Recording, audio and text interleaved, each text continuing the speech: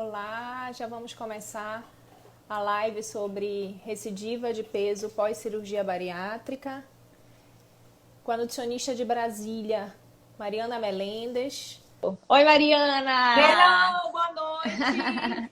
Que Boa saudade, Van! noite! Verdade, saudade, Mariana. Que bom te ver por aqui e queria de Também. antemão te agradecer a tua disponibilidade. Eu sei que você está numa maratona de lives semana Menina! passada, essa semana. Que bom, é a tua competência que está fazendo Nós isso, duas, né? né? Você também não tá fraca demais, não. Eu tô vendo, tô Verdade. acompanhando. Muito bom, muito bom. Que A gente tem que bom, que bom. aproveitar, né, Vanessa? Eu acho que esse é o momento da gente tentar informar ao máximo as pessoas e com conteúdos de qualidade. Eu acho que isso é importante. E passar positividade, otimismo, porque não é fácil. A gente já está enfrentando um momento que não é mole, não. É bem difícil, né? É bem complicado esse momento que nós estamos vivendo, tanto de estresse, por isso que ontem nós falamos sobre saúde mental, porque é um momento bem pertinente para nós falarmos disso. E aí eu te dou a Excelente. palavra para te apresentar, porque tem muitos pacientes de Belém te assistindo. Eu imagino também que deva ter muitos pacientes de Brasília, muitas nutricionistas de Belém, muitas nutricionistas de Brasília, né? Quero Que agradecer a legal. oportunidade, dizer que Belém é uma cidade muito querida para mim, minha família é toda de Manaus. Olha, Então, assim, eu quando fui a Belém no Congresso Brasileiro de Cirurgia Bariátrica, eu fiquei, ai meu Deus, não sei se você se lembra que era só alegria, porque eu comendo todas aquelas comidas maravilhosas, lembrando da minha avó, do meu avô e de tudo que eu vivi. Assim, não morei em Manaus, mas vivi muito da alimentação daí, da região norte, e tenho um maior carinho por essa região, viu? E que adorei Belém maravilha. também. Adorei, adorei. Muito legal.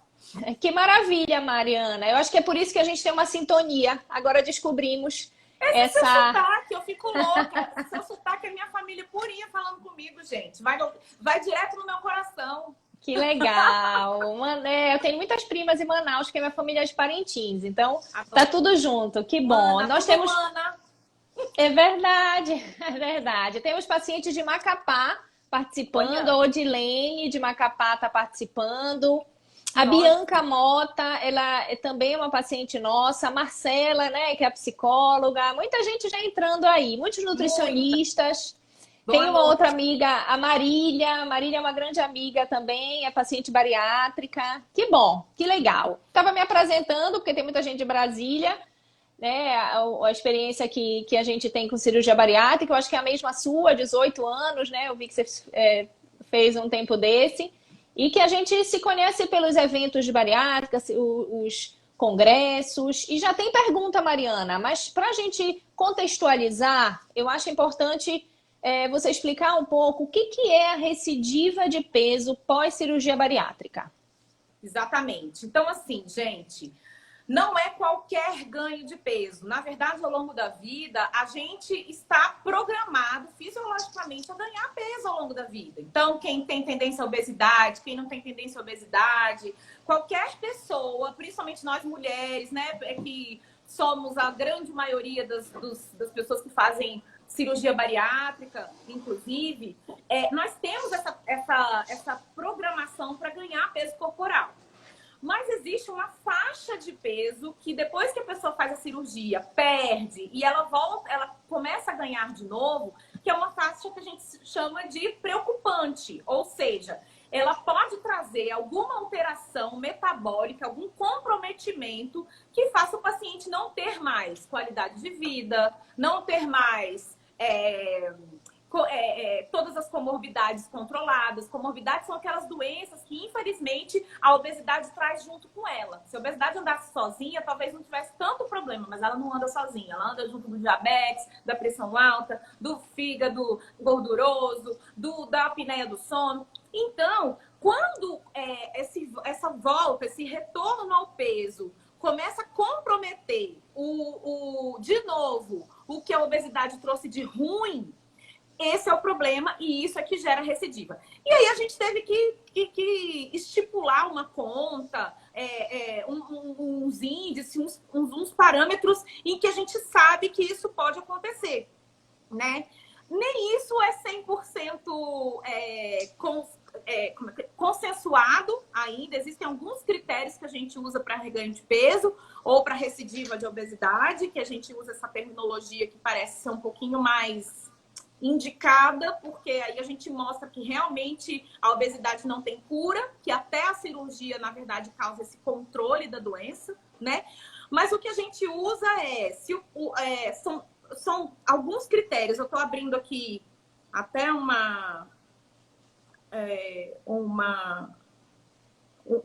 último documento que a Sociedade Brasileira de Cirurgia Bariátrica definiu como critério. Pode ser em relação à perda do excesso de peso. Então, se o paciente ganhar uma quantidade, não for bem sucedido, né, ele perder todo aquele excesso de peso, que pode ser entre 70% e 80% de perda do excesso de peso, e ele tiver um menor peso e começar a ganhar esse peso de novo, e isso passar de 10% do menor peso dele, isso pode ser considerado uma recidiva. Então, esse é um dos critérios. O outro critério é, se ele ganhar mais de 50% da perda que ele teve, isso também é considerado uma recidiva. Isso aí, essa conta, gente, vocês não precisam fazer, não. Quem tem que fazer é o profissional que te acompanha. Então, não precisa ficar preocupado. A gente está aqui falando para muitas pessoas que também são leigas, né? Não são da área e não precisam saber fazer essa conta. Mas é mais ou menos isso. Não é qualquer peso que você ganha, não. Então, tem gente que ganha 2 quilos depois da cirurgia e fala, pronto, tô com reganho de peso. Calma. É importante, eu acho, que ficar alerta. É importante ter medo, sim. Eu falo pro paciente, eu gosto de você ter medo. Mas esse medo não pode comprometer a sua felicidade, né? Sua vida. É isso. Exatamente. Eu acho que foi importante você falar em relação ao alerta. Eu acho que ao passo que ele está começando a ganhar peso, eu acho que é alerta. Eu digo muito do trilho, Mariana. Eu digo assim, a gente está indo no trilho, aí dá uma saída do trilho. Aí eu digo, vamos voltar para o trilho, né? Para que a gente possa resgatar algumas coisas. Eu vou resgatar aqui algumas perguntas de algumas pessoas que estão acompanhando. Que o Álvaro Aires está perguntando quanto tempo pode levar para ter o reganho de peso e se tem um tempo para ser considerado esse reganho, né? Pode ser de quanto tempo, Mariana, que a gente consideraria esse reganho? Então, gente, geralmente a recidiva acontece a partir do segundo ano pós-operatório. Então, o paciente, quando faz a cirurgia, a gente entende que ele vai passar por aquela velocidade rápida de perda de peso, de 12 meses a 18 meses, de 1 ano a 1 ano e meio, aquilo se estabiliza, às vezes até ele perde um pouquinho mais do que precisava, volta, segura. E aí, a partir do segundo ano é que a gente vê que essa recidiva pode acontecer em relação ao peso. É mais ou menos isso. Certo. Outra pergunta é da Glenda, que ela é operada faz 2 anos agora, e após a colocação do DIU, isso é bem interessante, ela teve um reganho de 7 quilos, fazer a cabeça não piorar com excesso de peso, estão nos parâmetros de reganho. Na verdade, ela colocou o DIU, ela já tem 2 anos de cirurgia e ela ganhou 7 quilos. Ela quer saber se ela já está dentro desse parâmetro de reganho de peso. Aí depende do peso de antes, né, e tudo. A gente tem que fazer a continha, né? Então, depois, se ela quiser me mandar a mensagem para mim, eu faço a continha para ela e mando. Mas, assim, ó, já digo de antemão que rolou aí um conflito entre ela ter feito 2 anos de operada, de repente ter tido alguma alteração comportamental e ter colocado o DIU. O DIU não é responsável por esses 7 quilos que ela ganhou. Então, não existe essa relação direta entre colocar o Dilmirena e necessariamente voltar a ganhar peso. Não bote a culpa no DIU. Provavelmente não foi ele. O DIU tem uma ação hormonal local, ele não tem ação hormonal sistêmica. Claro que pode trazer algumas alterações, tudo que se usa tem efeitos colaterais, mas não que justifique um ganho de peso tão grande. Eu uso Dilmirena há, sei lá, quase 10 anos e não tive ganho de peso. Então, assim, deve ter acontecido algum outro fator que fez com que essa pessoa voltasse a ganhar peso. E foi justamente na época que a gente já fica atento em relação ao reganho, né, Van? Que é a partir do segundo ano. A partir do segundo ano, que na verdade eu acho que é isso. Eu sempre digo que a cirurgia ela vai ser uma ferramenta para que você melhore teu estilo de vida. E se você mudar seu estilo de vida por 1 ano, 1 ano e meio, o ideal é que você continue para a vida toda. Não existe um começo, meio e fim. eu fiz a cirurgia, perdi o que eu preciso e pronto, acabou. E vou te falar, já tem estudo científico que mostra em relação a comportamento que se o paciente no primeiro ano pós-operatório consegue fazer essa mudança, isso é muito mais fácil para ele se manter em longo prazo, depois de anos, com essa mesma perda de peso. Quando o profissional de saúde te avalia, gente, quem trabalha com cirurgia bariátrica, quando ele está te avaliando, ele não está pensando em você daqui a um ano. Porque ele tem quase certeza que você fazendo certo ou fazendo errado, vai dar tudo certo no primeiro ano. Quando o profissional te avalia, quando o nutricionista vai lá e tem a responsabilidade de te dar um parecer falando que você deve ou não fazer a cirurgia, ele está pensando em você daqui a 10 anos. Como vai estar esse meu paciente? Ele vai estar pior ou melhor do que se ele ficar obeso e não operar? Então é assim que a gente tem que pensar quando a gente decide fazer a cirurgia. A gente tem que imaginar que daqui a 10 anos como eu estarei. Então, se você não muda comportamento, logo no primeiro ano, que é o ano que você tem uma oportunidade incrível de mudar sua composição corporal, perder gordura corporal, aumentar sua massa magra, fica mais difícil você fazer isso a partir de mais para frente. Exatamente. Aí, eu puxando o gancho que você está falando, é esse acompanhamento periódico, acompanhamento a longo prazo, queria que você falasse, e acompanhamento com o nutricionista com experiência em cirurgia bariátrica. Queria que você falasse aí nesses 3 pontos. Adoro falar sobre isso, porque assim, eu já fui uma não especialista. Quando eu me formei em nutrição, eu não sabia nada de cirurgia bariátrica, gente. Eu nem aula de cirurgia bariátrica eu tive. Porque realmente era muito, muito recente. Ninguém sabia muito. Então, assim, eu ficaria com muito medo de atender um paciente de cirurgia bariátrica se eu não soubesse nada. Por isso que vou começar pela última pergunta sua, que era: tem que ser um especialista? Tem. Existe especialização em cirurgia bariátrica? Existem algumas. Não é obrigatório hoje no Brasil o paciente que atende cirurgia bariátrica ser especialista. Mas ele tem que ter experiência. E eu te digo porque eu já fui uma pessoa que não tinha experiência. E assim, é muito difícil porque é uma nutrição muito específica e muito peculiar. Então, é importante que você procure alguém que tenha estudado e que tenha experiência nessa área para te acompanhar, né? A gente tem certeza, Vanessa, que no consultório você recebe vários pacientes que passaram por muitos nutricionistas. E tem até um trauma. Por quê? Porque acabou que ficou essa questão de a pessoa não sabia suplementar, não sabia se os exames estavam legais ou não. Então, vá direto, invista nisso. Se você tem que investir em alguma coisa no seu acompanhamento, eu falo isso muito para os pacientes. Invista num nutricionista especialista, invista num especialista em atividade física para esse grupo, que eu acho que também é fundamental para a manutenção do peso, para evitar o reganho, e invista em bons suplementos. O resto dá para você dar uma titubeada, dá para você economizar, mas nisso não dá. Então, essa é a terceira. Fiquei tão empolgada que esqueci da primeira e da segunda. O acompanhamento a longo prazo, a importância dele. Né? Como é que é o protocolo, né? A gente, assim, ninguém acompanha do jeito que quer, não, gente. A gente é sempre norteado por diretrizes internacionais e nacionais.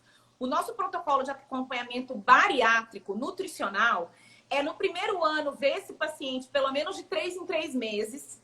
Claro que nos primeiros 3 meses a gente vê um pouquinho de mais frequência. Né? Então, assim, eu mesmo, meu protocolo no primeiro mês é ver na primeira semana, na segunda semana, quando faz 30 dias, depois quando faz 60 dias, e depois é que eu vou vendo esse paciente de 3 em 3 meses. A partir do segundo ano, a gente pode vê-lo de 6 em 6 meses. E a partir do terceiro ano, de ano em ano. Mas a gente não sugere que esse aqui seja anual, a não ser que não tenha jeito. Você tem pacientes de Macapá, de pessoas que vão aí para consultar com você. Aí não tem como. Né? Mas se você puder manter um acompanhamento pelo menos semestral, é o que eu indico para os meus pacientes, né? Agora, se você pratica uma atividade física que requer que você seja um pouquinho mais atento à nutrição, né? Às vezes tem que ver todo mês mesmo, né? Não tem muito jeito. Mas eu falo muito para os pacientes, tanto homem quanto mulher, né? Você não tem que ir ao seu clínico uma vez por ano? Não tem que ir na gineco, dar uma geral todo ano? Não tem que ir no urologista, o homem? Vai na nutricionista bariátrica. Porque às vezes você se apega a outro nutricionista que não é especialista, mas o bariátrico vai te ver de um ponto de vista diferente, né? Então eu acho que isso é importante. Exatamente. Eu acho fundamental. O meu protocolo, eu vejo o paciente mensalmente até o 4º mês. depois eu vejo de 2 em 2, depois eu vejo de 3 em 3, aí vai para 6 meses, 1 ano também. Mas eu sempre foco nisso, no sentido do acompanhamento periódico. A gente está sempre disponível pelo WhatsApp para qualquer tipo de dúvida. Obviamente, se ele apresentar alguma deficiência nutricional, ele vai ser visto a partir do 6º mês todo mês, até essa deficiência nutricional. Gestante. Todo mês, não tem jeito. Não tem jeito. Então, na verdade, cada paciente é um paciente. E essa tua fala aí de receber os pacientes de várias nutricionistas sem experiência, isso acontece muito. Então, mas por quê? Ele vai, às vezes, primeiro, segundo mês conosco, da bariátrica, e depois ele vai numa outra nutricionista, naquela que ele está mais apegado e tudo. Sim. Mas, de fato, eles acabam retornando por conta dessa condução. Eu digo que é questão de experiência mesmo. Cada um tem uma expertise. Vamos para as perguntas aqui, Mari. Vamos. A Anne está com 6 meses de cirurgia bypass e 1 mês já dentro de casa. Ela disse que ela não emagreceu nem 1 grama, mas também não engordou. O que você me diz? Eu digo que não é para ficar pegada no peso, gente. A gente tem traçado novas metas nessa questão em relação à quarentena. As metas não podem ser tão... como é que eu digo? Severas, restritas, quanto eram quando você tá fora da quarentena, que você tá podendo fazer atividade física muito mais intensa, você tá, né, submetido a um pouquinho mais de gasto de energia. Então, calma. Na verdade, assim, a perda de peso não é contínua, não é uma reta, né, que você perde, sei lá, 200 gramas por dia. Tem gente que quer fazer conta. Eu tenho pacientes sistemáticos, engenheiros, arquitetos e matemáticos que querem que eu faça uma conta por dia de quanto ele vai perder. Não existe essa conta. Primeiro que a história da sua obesidade vai fazer diferença. O tanto que você perdeu de peso antes da cirurgia vai fazer diferença. A gente vê que pacientes que perderam uma quantidade de peso muito grande antes da cirurgia, pode ser que tenha essa perda um pouquinho mais desacelerada no começo, depois da cirurgia. Mas lá, gente, quando chega lá com 1 ano, todo mundo chega no mesmo lugar. Então, não fique agoniado. Se você está fazendo certinho, está se alimentando bem, está tentando se manter ativo nessa quarentena, você vai nos 12 meses chegar lá igualzinho quem está perdendo rapidão agora, entende? Então, não se apega muito à balança, não. Mas sempre procura ajuda de quem está te acompanhando. Isso é importante. Sabe o que acontece, Mariana, também? Isso acontece muito no 2º mês. Por quê? Porque o 1º mês, a perda de peso ela é muito intensa na 1ª e 2ª semana. Inevitavelmente, por mais que a gente diga para eles, não se pesem, eles se pesam. Na 1ª semana, na 2ª semana, quando eles veem aquela intensidade de perda de peso nessa 1ª e 2ª semana, pronto. Eles disseram, porque eu não fiz antes e é isso que eu quero para mim. Rola uma pressão, né? Externa também. Quanto você perdeu? Quanto você perdeu? Quanto você perdeu? Aí o paciente já fica agoniado com isso. Né? Exatamente. Aí o que acontece? Essa perda de peso é intensa no pós-operatório imediato. Quando acontece no 2º mês, eles querem ficar na mesma rotina de pesagem. Então, aí eles não perdem na 1ª semana como eles perderam no pós-operatório imediato nesse 2º mês. O que eu costumo dizer para eles? Que a avaliação da perda de peso ela acontece de forma mensal. Então, eu vou avaliar o mês, eu não vou avaliar a semana. Isso, então, nem o dia. Nem o dia, todo dia. Tem gente que quer gramas. Ontem eu tava com 90,5 e hoje 90,8, né? Então, de fato, essa história da balança, obviamente, que é uma cirurgia para a perda de peso. Um dos aspectos avaliados é o peso. Um dos, porque tem o comportamento, como você falou, a parte nutricional, a comorbidade, a qualidade da perda de peso, eu destacaria, é a história do manter músculo e perder gordura, ou perder gordura e ganhar músculo, porque a gente sabe que o paciente bariátrico, quando a gente faz a bioimpedância, até ele tem uma quantidade maior de músculo, mas isso proporcionalmente não é adequado. Porém, se ele conseguir manter o que ele tem e perder gordura, isso já é maravilhoso, né? Bom, isso. Tem aqui uma paciente, a Lara, perguntando que ela operou em 2012 e ela engravidou e engordou. E aí ela chegou a emagrecer novamente, só que ela tá voltando a engordar. E aí eu queria que a gente tinha o gancho aí do comportamento. O que você me diz aí sobre essa paciente? Gente, olha, a gestação para mulher operada, não operada, é um momento que se a gente não aproveitar a oportunidade de mudar a composição corporal, pode dar problema mesmo. A gente tem uma dificuldade depois a voltar para o corpo, independente de você ter obesidade ou não. Então, é importante, para você retornar, você tem que melhorar o hábito de vida. E a bariátrica não resolve o problema, esse problema também hormonal e essa questão da fisiologia da mulher. Então, depois que você faz cirurgia, claro que eu falo para os pacientes, né? Você não tem uma arma, você tem um fuzil. É uma ferramenta super poderosa que você pode usar ao seu favor para você voltar, depois que você ganha neném, você voltar a uma composição corporal, a um peso adequado. Mas o período de amamentação é um período que você tem que aproveitar ao máximo. Não são todas as mulheres que têm paciência para amamentar, e amamentar gasta caloria pra caramba. Então, é importante você valorizar o período de amamentação. E quem diz que bariátrica não amamenta tá doido, porque, na verdade, tem todas as chances, o estado nutricional suficiente para você amamentar super bem o seu filho. E essa amamentação ajuda muito na queima de energia e tem que voltar para estilo de vida saudável. Então tem que voltar para alimentação saudável, tem que voltar para atividade física, porque senão não tem bariátrica que resolva isso. Então não é esperado que a paciente depois que engravide e ganhe o neném, ela ganhe peso depois da cirurgia, não. Dá para retornar. A gente tem experiências muito boas em consultório e até na própria literatura que a mulher consegue voltar para o seu composição corporal pós-operatória super boa. Eu queria que tu falasse um pouquinho também, Mariana, sobre esse reganho de peso e deficiência nutricional. Porque o que acontece? A gente provavelmente esse reganho de peso foi um dos aspectos é alimentar e o que isso pode trazer de consequência para esse paciente bariátrico nesse reganho de peso? Na verdade, gente, é tão doido isso, porque é multifatorial. Quando a pessoa vem com uma queixa de reganho de peso, de recidiva, são vários fatores aí que fizeram isso acontecer, né? Então, provavelmente fatores comportamentais, na grande maioria das vezes. E aí a pessoa, ela não só se largou do ponto de vista alimentar, mas também do ponto de vista de suplementação. Então, geralmente, quando a gente pega um paciente com reganho, é um paciente que não está tomando mais nenhum suplemento. Ele chutou o pau da barraca, né? E aí, isso pode vir acompanhado, não necessariamente de uma obesidade saudável, que a gente chama, a gente tem essa impressão que o desnutrido é aquele paciente magricelo, né? E não é. Na verdade, às vezes o paciente vem com reganho importante, mas completamente desnutrido. Com deficiência de ferro, com deficiência de cálcio, com deficiência de vários micronutrientes.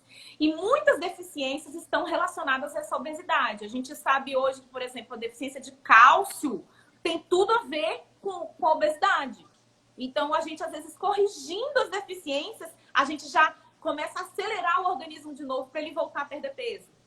Então, isso está muito ligado, né? Exatamente. Mariana, tem muitas perguntas falando o que fazer.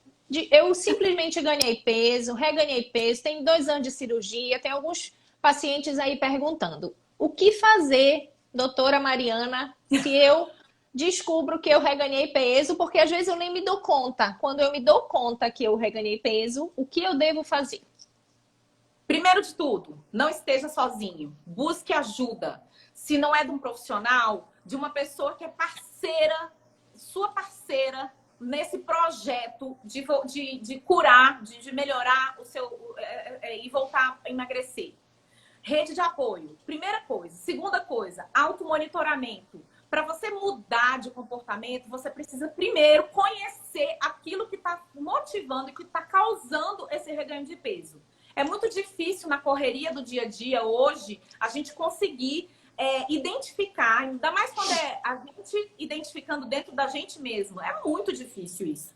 Então, se você não sentar e escrever, para um pouquinho da sua vida corrida, comece a escrever, comece a anotar tudo aquilo que você está fazendo, tanto em relação à alimentação, quanto em relação à sua rotina mesmo. Porque tem coisas da sua rotina que podem estar atrapalhando na sua perda de peso. Por exemplo, não tenho tempo para malhar, não tenho tempo para treinar. Não, gente, tempo, a gente que constrói, a gente que dá valor ao tempo, aquilo que a gente quer.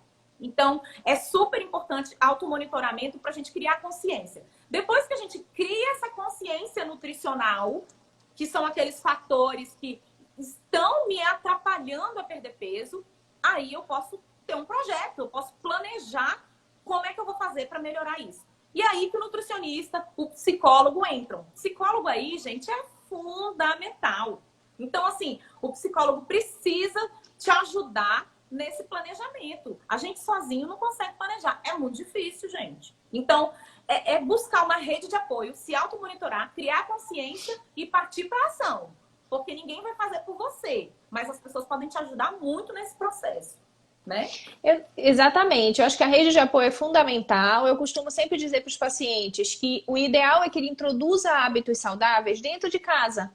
Em geral, eles não são sós. Não tem que fazer uma comida separada para o paciente bariátrico. Nunca. Nunca. O ideal é que introduza hábitos dentro de casa. E de forma nenhuma chegar em casa e dizer assim, a partir de agora, decidi que eu vou fazer cirurgia bariátrica e a casa vai mudar porque eu que faço a compra, eu que faço cozinha. Não. Fazer isso de uma forma natural. Começar a mudar os preparos dos alimentos. Por exemplo, aqui na nossa região, não sei se em Brasília é assim, a gente faz, por exemplo, feijão, quase uma feijoada, com charque, com chouriço, né? Então, aí se você simplesmente hoje na sua família, você tirar tudo isso do feijão, a família vai sentir. Então, o que eu costumo dizer? Vai tirando devagar, tira diminui a quantidade de gordura no preparo, vai fazendo para as pessoas acostumarem o paladar, porque o paladar ele tem que se habituar. Substitui por temperos naturais e que dão um super sabor também, né? Dá para ir modulando. Exatamente, dá para ir se acostumando e já começar a maridez do pré-operatório, né? Porque o pré-operatório também ele é fundamental. E aí a gente falando um pouco sobre essa história do que fazer, de planejar, tem uma pergunta interessante aí sobre a quarentena. Todos nós estamos um pouco mais isolados, um pouco mais em casa. E os vários pacientes aqui, a Anne, estão com medo de engordar nessa quarentena. O que você diria aí para eles e que dicas você dá para essa fase? Gente, eu tenho falado muito sobre isso e eu não me canso de falar porque, assim, é um alerta que a gente precisa fazer para nós mesmos. Eu, Mariana, estou isolada, estou com mais vontade de comer doce, estou, sim, mais exposta a alimentos mais calóricos. Claro que a gente está em casa, né? Tem coisa mais dá vontade de comer e entrar na geladeira toda hora e ver o que tem para comer do que quando a gente está em casa? Não tem. Então, a gente tem que criar estratégias para não se boicotar. Isso é super importante. Então, eu já tenho até os passos. Primeiro passo, rotina alimentar. Cria uma rotina. Seu organismo não sabe que você está de quarentena. O que o seu organismo sabe? Que está acontecendo alguma coisa estranha. Então, tenta pelo menos acordar mais ou menos no mesmo horário que você acordava, para os seus hormônios funcionarem de uma maneira mais ou menos igual.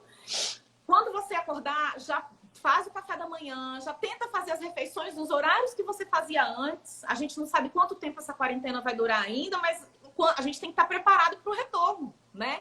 Para não precisar de novo se readaptar. Então, criar rotina. Segundo, planejamento. Tem que planejar o que você vai comer. Não pode, de maneira alguma, na hora que vem a fome, ou se o paciente não sente fome, porque muitos operados não sentem fome, na hora que o relógio apita, sei lá, para comer, fala, e aí, o que eu vou comer? A chance de você não comer uma coisa saudável é muito grande. Então, se planeja. Já faz um cardápiozinho semanal. Hoje eu estava gravando um áudio que a minha irmã falou, Mariana, eu preciso fazer um cardápio. Me ajuda. E eu tentando ajudar ela a organizar o cardápio lá da casa dela. É isso. Então, assim, faz um cardápio. Com esse cardápio, você consegue fazer uma lista de compras. Se organiza para ir no supermercado uma vez na semana. Até porque não estamos podendo ir para o supermercado todo dia. Porque esqueceu um café, esqueceu uma mamão, esqueceu alguma coisa. Então, planejamento, super importante. Rede de apoio, de novo, muito importante. Então, quando eu tenho pessoas ao meu redor que estão ali na quarentena junto comigo, me boicotando a minha alimentação saudável, as coisas ficam muito mais difíceis. Cola em quem te ajuda. E descola de quem não te ajuda. E tenta você puxar ela para uma alimentação que seja mais saudável. Não você ser contaminado e contagiado por pessoas que estão te botando no buraco, gente. Isso é importante, né? Exatamente.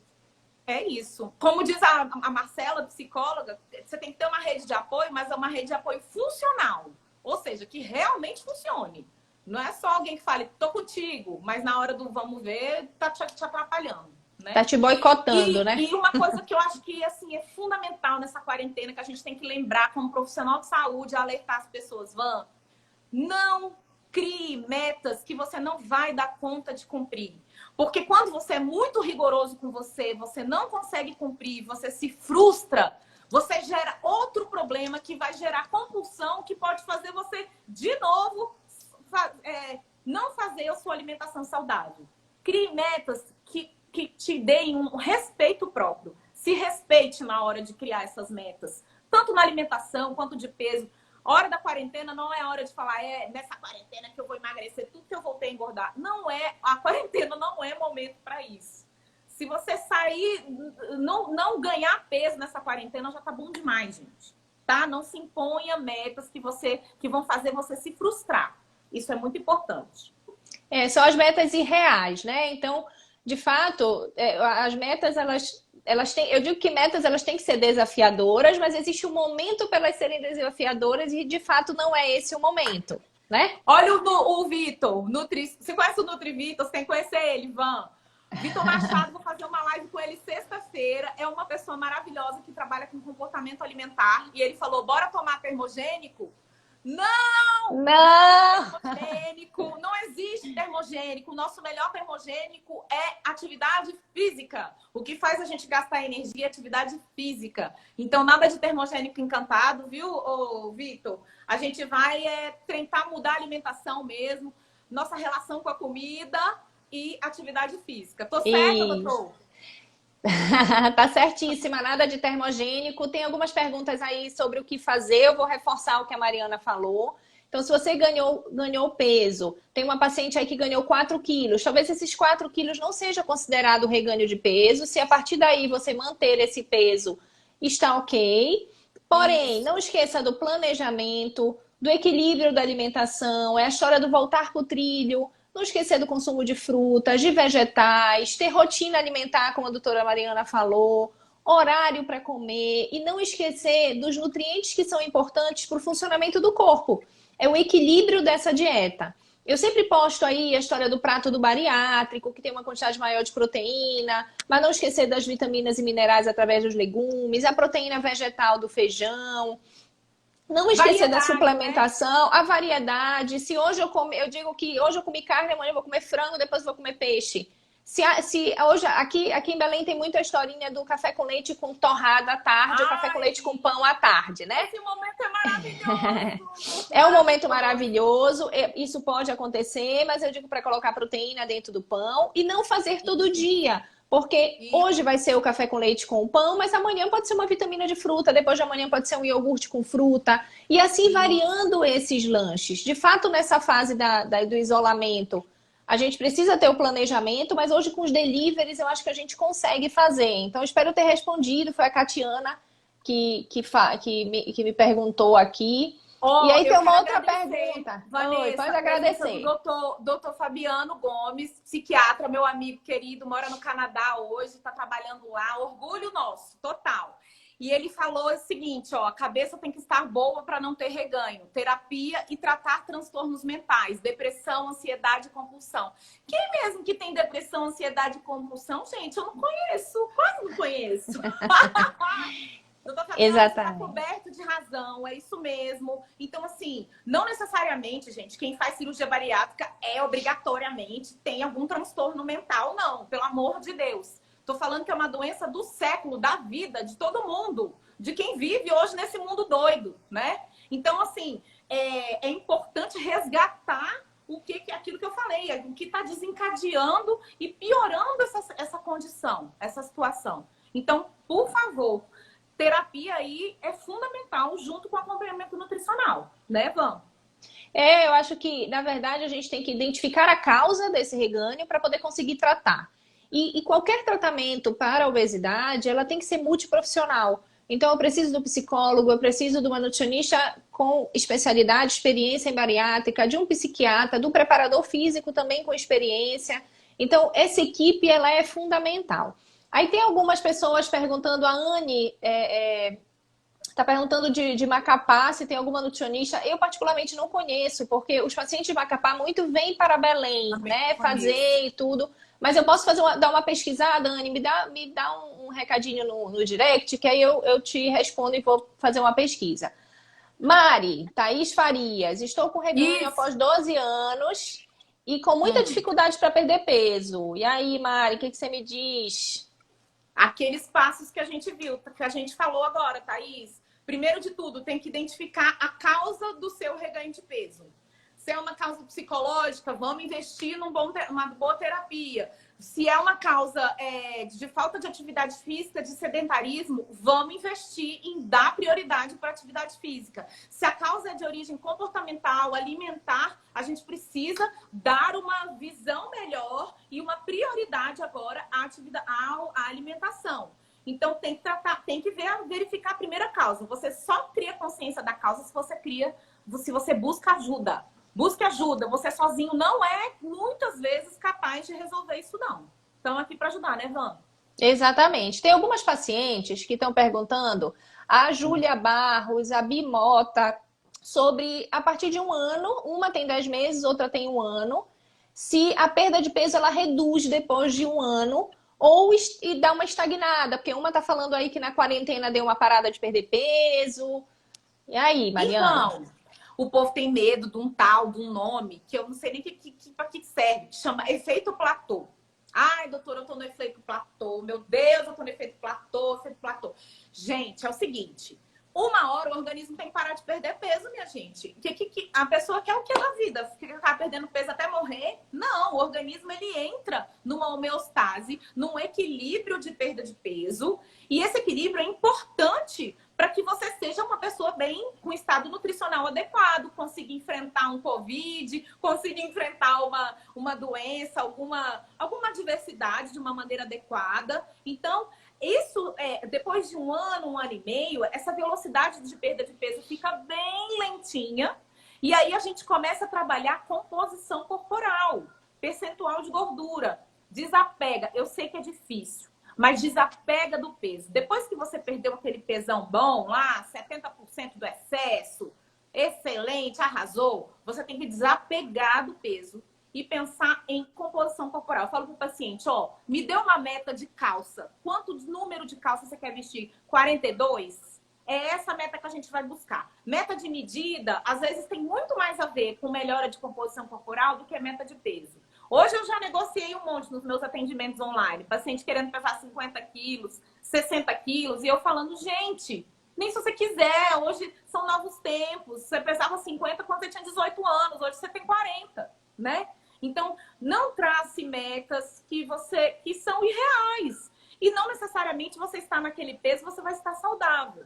Então, pense em composição corporal. Depois que chegar no tal efeito platô, que eu não gosto desse nome, porque parece um nome tão negativo, e na verdade uma hora o peso tem que parar mesmo de perder, comece a traçar com o seu nutricionista metas de perda de gordura corporal. É isso que vai fazer você não voltar a ganhar peso. Quando você continua com uma composição corporal boa, você tem uma quantidade de massa magra legal, e a massa magra que é o tecido que vai fazer você não voltar a ganhar peso. Então, exatamente, né? A composição corporal é importante. O quanto de gordura você perdeu e o quanto de massa você manteve ou ganhou. Por isso que é tão importante o exame de bioimpedância na nossa prática, que muitos pacientes às vezes não querem fazer, não querem investir, porque esse acompanhamento da composição corporal é fundamental para que a gente consiga essa história de que se ele tem mais massa muscular, é mais fácil dele se manter magro ao longo do tempo. Tem muito recadinho aqui, Mari. A Crimoori, um beijo. A Cris é uma fofa, minha paciente querida.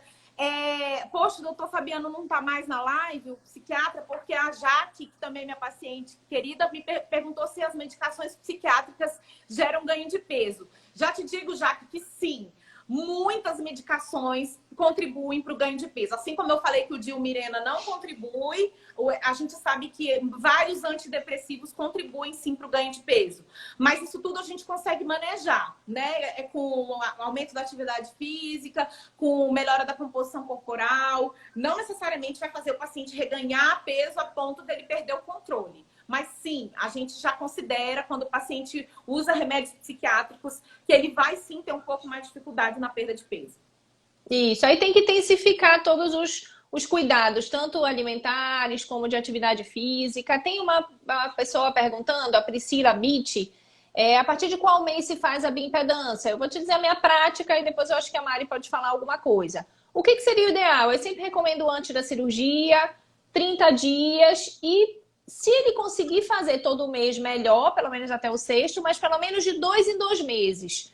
Porque até 2 meses seria interessante esse acompanhamento. Porque às vezes ele faz, antes da cirurgia, ele quer fazer daqui a 1 ano e quer comparar uma outra. Não é recomendado, porque a gente não sabe o que aconteceu no meio do caminho, né? Então, pelo menos de 2 em 2 meses talvez fosse interessante, mas o quanto antes começar a fazer. Eu já desde o pré-operatório já recomendo, mas nem todos os pacientes aderem a essa recomendação. Como é que é a tua prática, Mariana? É fundamental fazer no pré-operatório. Basta uma vez, né? A não ser que o paciente perca assim, muito peso no pré-operatório, mas geralmente não é o que acontece. Então, basta uma vez no pré-operatório. É fundamental para você ter essa base, né? Como é que eu digo? Esse baseline, né? Essa base para você depois ver como é que tá esse acompanhamento.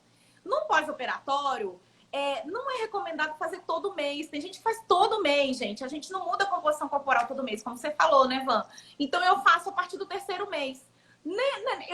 Eu concordo que fazer com 30 dias, às vezes fazer com 2 meses é interessante, mas o paciente ainda está se adaptando a tanta coisa, né? Adaptando ao suplemento e tal. Então, eu falo, relaxa. Com 3 meses de cirurgia, a gente vai fazer a nossa primeira bioimpedância. Aí eu faço e oriento fazer de 2 em 2, 3 em 3 meses. Menos do que isso, não precisa. Pode até confundir um pouco a cabeça, né? Isso aí, mas acho importante assim, fazer, por exemplo, vou começar fiz a cirurgia. Se o médico libera com 30 dias, é interessante fazer no pré-começo de atividade física, para poder saber se aquela atividade física está dando ou não resultado. Às vezes tem médico que só libera com 2 meses. Aí faz a bio, eu vou começar minha atividade física amanhã, hoje eu vou fazer minha bioimpedância, para ver o que é esse pré-atividade física e acompanhar, como a gente falou, de 2 em 2 meses seria interessante. A Marcilene, que está mandando boa noite. Um beijo, Marcilene. Tem muitos pacientes aqui entrando. Que legal, obrigada pela presença de vocês. Tem uma pergunta bem interessante aí, falando do platô, mas vamos falar em homeostase. Ela está querendo saber se é possível, com 6 meses, estar nessa homeostase aí, nesse efeito platô, com 6 meses de cirurgia. O que você me diz? Olha só, insucesso acontece em qualquer tipo de tratamento. Então, a gente tem sim, infelizmente, toda regra tem uma exceção e todo tratamento tem as exceções também de sucesso. O índice de sucesso da cirurgia bariátrica é muito pequeno. Assim, a pessoa que nem conseguiu chegar à estimativa que a gente queria, né? Os 70% de perda, 80%, bypass sleeve, enfim. Mas pode acontecer. É raro, é muito raro, mas pode acontecer. Mas, mesmo assim, quando o insucesso acontece, por exemplo, a paciente com 6 meses, ela não tá legal, ela parou de perder peso. Como ela é operada e ela continua com o fuzil lá na mão dela, a ferramenta, é muito mais fácil a gente, de repente, manejar isso e conseguir fazer ela engrenar de novo numa perda de peso, né? Então, nem tudo está perdido, não, gente, quando se para de perder. Agora, é importante ver também por quanto tempo ela está parando de perder, porque às vezes 1 mês sem perder, já diz que está no platô. Exatamente. Vai ter vezes que você vai ficar 1 mês sem perder nada, 1 grama. Tem gente que me manda uma mensagem chorando. Mariana, eu tô pesando todos os dias, faz 1 mês que eu não perco nada. Eu falo, você é uma pessoa normal, graças a Deus. Vai ter mês que você não vai perder nada, vai ter mês que você vai perder mais. É normal esse comportamento do organismo, né? Exatamente. Tem uma pergunta aqui interessante que talvez seja um pouco sobre isso, que ela tá com 3 meses, mas ela sente muito enjoo, se sente fraca, então provavelmente não está se alimentando bem. Isso fez com que ela não esteja perdendo peso. Eu queria que tu falasse um pouquinho dessa história do não comer, né, Mariana? Porque a gente acha que muita gente acha que o não comer emagrece. Ajuda. E não é verdade, né? E aí, nesse caso aí, talvez seja isso, né? Do enjoo, do não comer, e ela não tá tendo perda de peso, com 3 meses de cirurgia. O que você diria aí para a Sueli? A gente até publicou um artigo no ano passado. A gente fez uma revisão sistemática, eu e o professor Fernando Lamarca, professor lá da Unirio, meu colega da UNB do doutorado, e a gente avaliou no nosso estudo como é que se comportava o gasto de energia no pós-operatório de cirurgia bariátrica, com 6 meses e com 12 meses. A gente tinha uma impressão de que depois da cirurgia o metabolismo aumenta de cara, né? Vou ser super metabólico, vou gastar muita energia. E não é isso. No nosso estudo, a gente mostrou com os artigos que a gente estudou que o metabolismo diminui depois da cirurgia bariátrica. Por que isso acontece?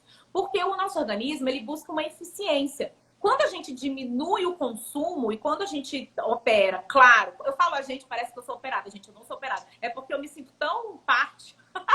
Aí eu sempre falo a gente. Então, quando a pessoa opera e ela começa a comer muito menos do ponto de vista calórico, muito menos do que ele comia, o organismo fala, por que eu vou gastar tanto? Não, vou gastar menos também para acompanhar e manter essa eficiência.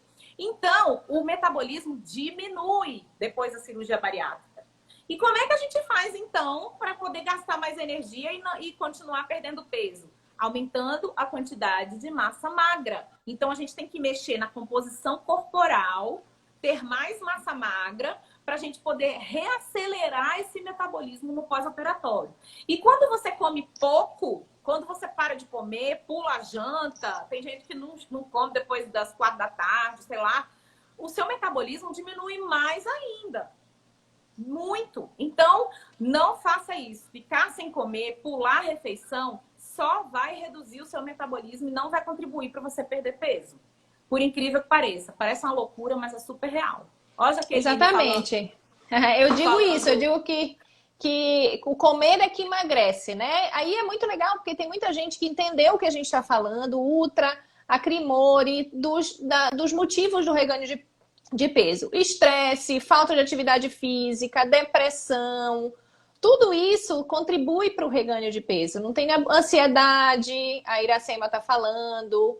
A Thaís, olha, a Thaís é a nossa paciente. A Liane está falando uma coisa interessante. É verdade que a recidiva tem a ver com o aumento do estômago operado? O estômago operado aumenta? Fala aí, Ivan. Só eu tô falando? Não, a gente está falando também. Bom, na verdade, o estômago do paciente operado, ele não vai crescer como antes. Só que o estômago é um músculo. Então, ele dá uma ajustada, tá? Tanto que você come até um pouco menos no início e depois come um pouco mais. Tanto pelo fator de que ele é um músculo que ele pode aumentar um pouco, mas de forma nenhuma como antes. Nunca vai chegar no tamanho como antes. Eu sempre falo, ó, por exemplo, no bypass, ele fica 1/10 do que ele era antes. Mesmo se ele dobrar de tamanho depois da bariátrica, ele ainda vai ser 1/5 do que era antes. Então, assim, não é a principal justificativa. Não é a principal justificativa. Aí a gente tem que avaliar. Então, assim, o reganho de peso não é porque o seu estômago aumentou, isso é um fato. Provavelmente pode ser o comportamento alimentar que mudou, o estilo de vida que não melhorou, a inatividade física, o estresse, alguma deficiência nutricional pode desencadear alguns processos depressivos. Ontem a gente falou sobre alimentação e saúde mental, da importância da alimentação para melhorar os neurônios, alguns hormônios do bem-estar. Então, no momento que eu tenho deficiência nutricional, eu posso cair num processo de ansiedade ou de depressão e isso desencadear um consumo alimentar maior. E aí eu venho com a pergunta da Thaís. A Thaís é minha paciente também, é uma grande arquiteta em Belém. Ela está perguntando, a vitamina B ajuda a regular a vontade de comer doce no bariátrico? Acho que não. Nunca ouvi falar nisso. Na verdade, gente, esse lance da vontade de comer doce é uma coisa muito incrível, porque é comportamental, gente. Doce é uma fonte prazerosa, é uma fonte de prazer, de dopamina, de hormônios que nos dão prazer muito rápida e fonte de energia rápida.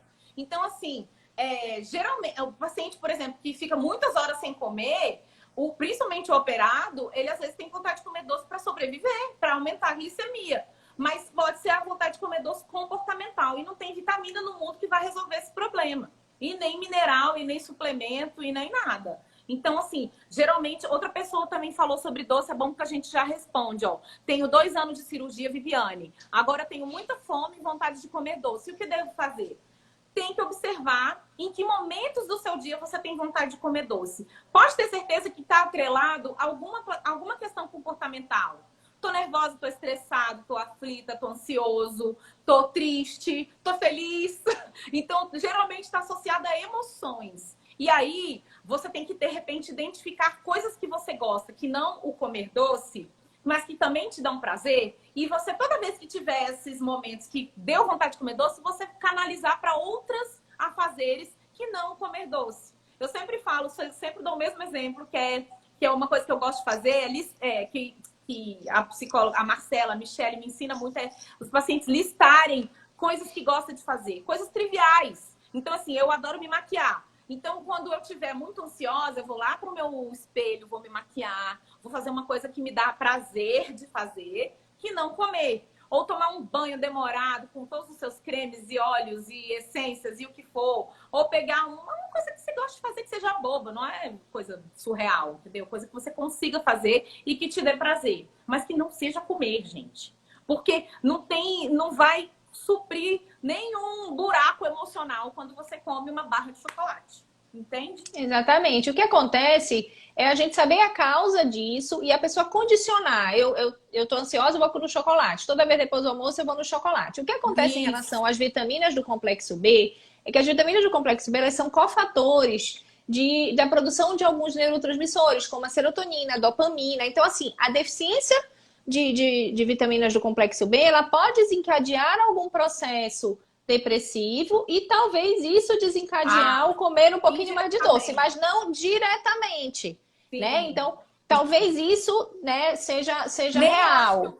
Eu nem o caso que ela, de repente, pensou de suplementar, né? Você dá mais, seu organismo fica cheio de B, vai te suprir de não querer comer doce. Não, gente, geralmente vontade de comer doce são questões comportamentais, que não se resolve com suplementação.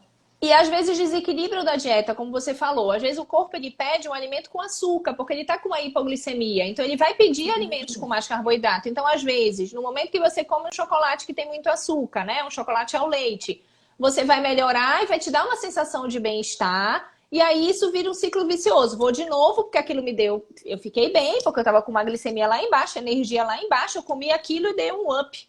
E aí aquilo vai fazendo com que seja um vício. Tem algumas perguntas aqui da Mariana, da Marusa, nutricionista, uma nutricionista também daqui do Pará. Se a recidiva é diretamente proporcional ao estado psicológico, sim. A família, super importante, porque a Mariana falou muito bem da rede de apoio. Então, a rede de apoio é fundamental para tentar evitar essa rede de apoio ou, se tiver com a recidiva, voltar para o trilho. Voltar novamente a conversar com essa rede de apoio. A Crimori está falando aí dos períodos de TPM, muito importantes, né? Que aí, às vezes, é nesse momento aí que a compulsão acontece. Você tem que saber trabalhar isso. Eu acho que a terapia, como você falou, é muito bom. Tem a Lourdes Barradas falando aqui, feijão só com jambu é maravilhoso. Olha, jambu é aqui da nossa região, é maravilhoso mesmo, Lourdes. Não precisa de mais nada. Que maravilha que você está resgatando alimentos regionais, que a gente precisa resgatar porque são os alimentos nossos e isso vai te dar prazer, porque de fato comer é prazer, né, Mariana? Obviamente que a gente ama comer e a gente precisa fazer esse momento de prazer e fazer com que esse momento seja um prazer. Por isso que eu gosto muito da gastronomia. Eu acho que a gente associar técnicas gastronômicas, você tentar cozinhar, olhar a receita, trocar, isso é muito bom. Isso é muito bom. E você é muito maravilhosa nisso, né, gente? Para quem não sabe, a Vanessa tem um livro maravilhoso. Você tem mais de um, Van? A gente fez uma oficina gastronômica das fases da dieta, da fase 1, que seria a fase líquida e pastosa, e da fase 2, que é a fase mais branda. Então, a gente tem aí esse livro para tentar resgatar isso. Sempre eu posto receitas. Eu falo muito também de utensílio, né? De você pegar um prato bonito, você colocar na mesa, você arrumar a mesa para comer. Né? A apresentação do prato, então a parte da gastronomia. Mário, eu nem te digo que está acabando o nosso tempo. Gente, muitas perguntas, mas eu vou precisar terminar, porque senão a gente vai cair aqui na live. Ah, é verdade. Ó, depois pega todas essas perguntas e eu vou responder, prometo. A gente responde. Pronto. A gente responde todas as perguntas. Olha, a Baribete também é uma paciente nossa. A Elizabeth, ela tem o Insta e ela posta a parte de como é o cardápio dela, as fotos das imagens. A Cíntia Dantas é uma grande parceira, uma paciente nossa, advogada, maravilhosa aqui de Belém. E é uma nossa paciente. E a Cíntia, eu estimulei ela a fazer essas receitas. E ela estava tirando foto e a gente ficou de fazer um e-book com essas receitas. E ela tá me cobrando aqui o e-book dela. Cíntia, agora na quarentena vamos fazer o nosso e-book das receitas, que agora eu tenho mais tempo para fazer. Então, olha só, aqui em rede nacional eu tô me comprometendo com a Cíntia para a gente fechar o nosso e-book. Pronto. Gente, legal. Obrigada pela participação. Nossa, muito legal. Mariana, te passo a palavra para te despedir, para a gente finalizar em nossa live e a gente vai responder todas as perguntas aí. Quero agradecer pela participação de todo mundo, dos meus pacientes queridos, de quem eu não conheço, que são dessa terra maravilhosa. Van, te admiro como profissional, como pessoa, você sabe disso. Trocar ideia com pessoas tão inteligentes, tão pé no chão. A gente tem, eu acho que como nutricionistas mais antigas, assim, né? A gente tem essa missão de valorizar a nutrição raiz, né? A nutrição que valoriza o alimento e não o suplemento, que vê o ser humano como um ser humano completo, não como um corpo humano só, e nem vê a dieta como um nutriente, mas como uma comida que vai te dar muitos outros prazeres, que não só te nutrir como se fosse encher um tanque de combustível. Então, é só agradecer mesmo. E as perguntas que a gente não respondeu, vocês perdoem a gente, mas a gente vai tentar responder nos nossos stories ao longo da semana. E estou à disposição, viu? Sempre, para o que você precisar. Obrigada mesmo. Legal. Obrigada, Mariana, pela tua disposição, pelo teu conhecimento. Eu também te admiro muito o teu trabalho. Eu acho que a gente se identifica por isso, porque eu acho que a alimentação ela é equilíbrio, ela não tem modinha, ela é individualizada e a gente precisa resgatar isso, tá?